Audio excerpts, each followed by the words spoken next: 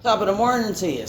So, I got a question a long time ago on my YouTube channel asking me to pretty much do boxing tutorials and things like that.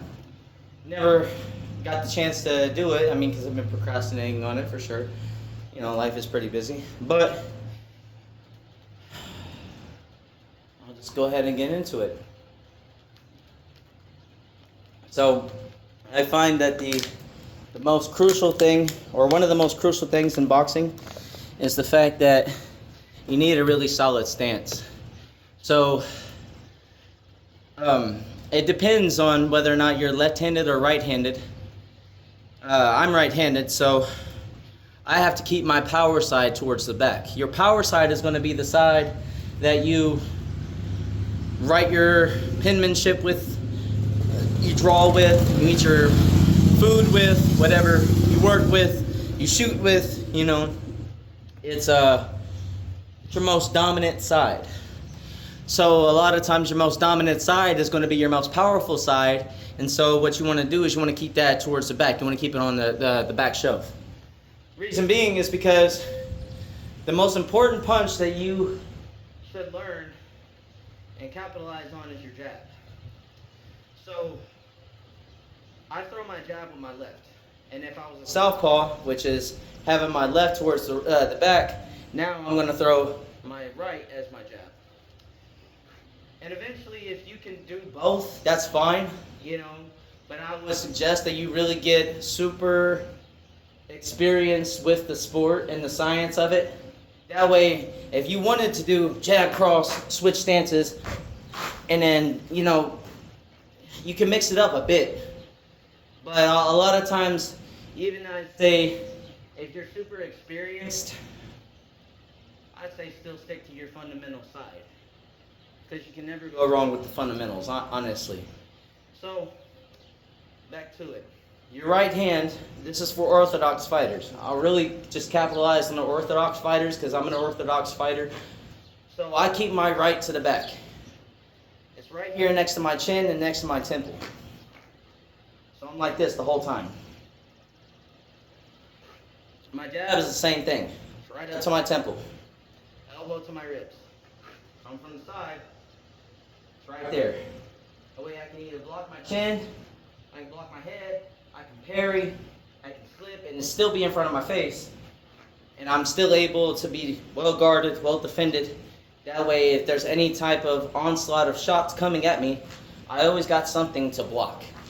Even my shoulders. I like to keep my shoulders up because if my shoulders are up, if I throw my jab and he goes to throw a hook, he's not going to be able to get my chin.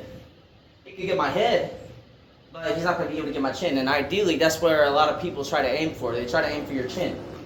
So, I mean, your temple is very crucial too. And if you could see somebody about to throw a hook to your head, that's why you bring it back. And then you answer the phone. Throw your jab, bring it back, answer the phone, slip, under, get out. All that for later. So, positioning. Right to the back. So it'd be like this. And then your body sideways. I like heel to toe stance. So I line up my back toe with the back of my heel to my front foot. And then I space it out, shoulder width apart. So really, I'm like this whenever I'm standing with somebody. My feet just kind of like, my feet are angled weirdly a little bit. Like a lot of times, like I'll step like this, but I kind of keep my foot just a little bit at a slant because it helps with the pivot. Especially if I'm going to throw a jab or if I'm going to throw a hook, it helps just having it right there. That way I can already just transition into that movement. But ideally, you want to throw your jab first. And a lot of times people want to throw their jab with their elbow out. Not a good idea. Because if you throw your elbow out and somebody like me that's been around the way or whoever that's had some experience in boxing, they see that elbow come out, they're already going to pepper you with a jab too. You know, you throw a jab, they're gonna slip, they're gonna answer with a jab again. So it's really just like throwing a spear. So a lot of times whenever we throw spears, we're like this. So it's the same thing. So if I throw a jab, I'm throwing a spear. And I want to throw that thing as straight as possible. Bring it right back.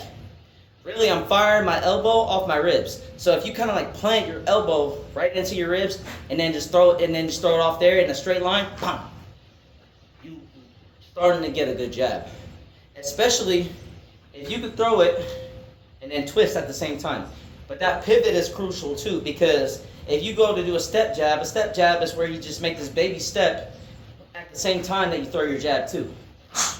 But whenever I go to step, I still pivot whenever my foot hits the floor.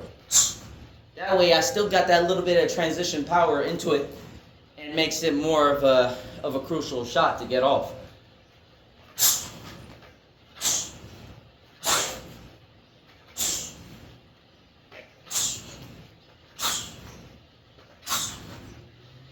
Another thing too, imagine that you got a line right in front of you and you're throwing off. You throw your head off that line every time. So, okay, this beam, I'm right underneath. Whenever I go to throw a jab, I'm doing the same thing. Put my head off the center line, because if I don't take my head off the center line, if I just leave it here like a sitting duck, he's going to throw something at me and I'm going to get hit by it. But if I throw my jab and I also slip at the same time, he might get me, but it's not going to be as crucial as if I was to stay right here and be a sitting duck for him. You want to slip almost with every punch.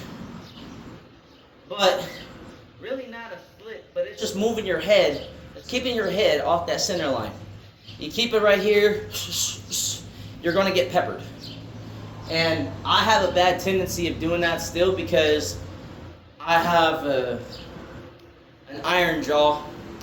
And a lot of times, like, I kind of do the Justin Gaethje, where if I feel that I could take your best shot, I'm going to run you down, regardless of how many times you hit me in the head.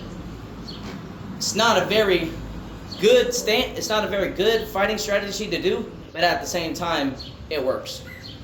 But mainly, I want to throw my jab and then slip at the same time. Same thing for, like, if I throw my cross. If I throw my cross, I'm already coming off that center line. So really, boom, bang. And it's a shift. It's a shift in weight. So if I go to throw my jab, I'm loaded up on this hip now to throw this cross. And then now, since I'm loaded up on this hip, I can throw my hook. But that's if I'm getting close. A lot of times, people will throw their hooks all the way out here, and it's so stupid. For what? What are you going to hit? The air? Because that's exactly what you're going to hit. You're going to hit nothing but air if you're just simply trying to focus on getting these. You're not Mike Tyson, so don't try to get off things like Mike Tyson. That is a phenom. That is a once-in-a-lifetime rare specimen of human that was ever produced. You will never be a Mike Tyson, just the same as nobody will ever be or look like Arnold Schwarzenegger whenever he was in his prime. It just won't simply happen. We're all individuals. We all have our individual way of doing things. Like I just said, Justin Gaethje is just one of those dudes that you can hit him as hard as you want. It don't matter. Unless you're like Max Holloway and you can sit there and find that perfect spot to crack him in, then that's whenever you're going to be able to knock that man out. But other than that, he's a juggernaut. And then he hits you, and then you're wondering, what the hell did he just hit you with? So, main thing about this video is keeping your position tight. Make sure, like, a lot of times, I bend my knees just a little bit. Little mini bites. I keep my knees bent just a little bit. Because if you keep your legs straight like this, buckled knees like this, you know how bad, like you go to twist on the pivot of your foot, that's gonna hurt your knees something fierce. It's just the same if, like, I get into kicks on another day, but if I just throw a kick from right here, man, that twist on your knees so bad, and that's why you have to step out even whenever you do a kick. Not just, you just step out just a little bit, but I like to step and I like to turn my foot just a little bit too. That way, it's less stressful on this knee, and I can still get my kick off and bring it right back. Bang, bang. is slow. I don't really do kicks that often. I just punch. The main thing, stance is everything. Bend your knees just a little bit, hands to your head. You got different ways of blocking punches. So if he goes to throw a right hook, I can block right here. Or, no, my bad, a left hook. He goes to throw a left hook, I'm good right here. He goes to throw a right hook, I'm good right here. He goes to throw a jab, I parry with my rear hand, my back hand. So if he throws his jab, I parry with my right. But if he throws his cross, which is this one, and this is if I'm fighting an orthodox fighter. So his left is going to be facing me. So if I slip, I can also slip like this too. The Philly shell is a perfect thing because if you look at Floyd Mayweather and how he did things, you'll see why he was able to get off, why he was able to deflect a lot of those shots. His ribs are covered. He's got this right hand right here, and if he wanted to come right here, he could do that. He could roll up. He could roll the punch off the shoulder, keep the hook from hitting his shoulder. But a lot of times, he just sat there and moved around with it too. You always want to move. Like you stand still, you're liable to get cracked. Period. You can't hit a moving target. So make sure your stance is good. You're super grounded. Knees bent just slightly. Pivot on every punch, like you're putting out a cigarette, right? On the balls of your feet. And then you look your jab. Straight shots win fights. So if I throw straight, if I really just capitalize on throwing spears, or like I'm a bow, and these are my arrows. Bang, bang, bang, bang, bang, bang, bang, bang, bang, bang. Throwing that to make sure I'm getting inside.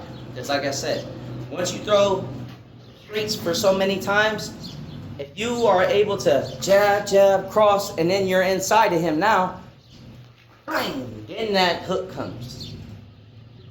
And if you want to get it, if you want to try to get a hook off, an uppercut off on that shit too, then by all means try. But I always tell people just the same as I was told by an old bare knuckle fighter, shoot 1 or 2 or 3.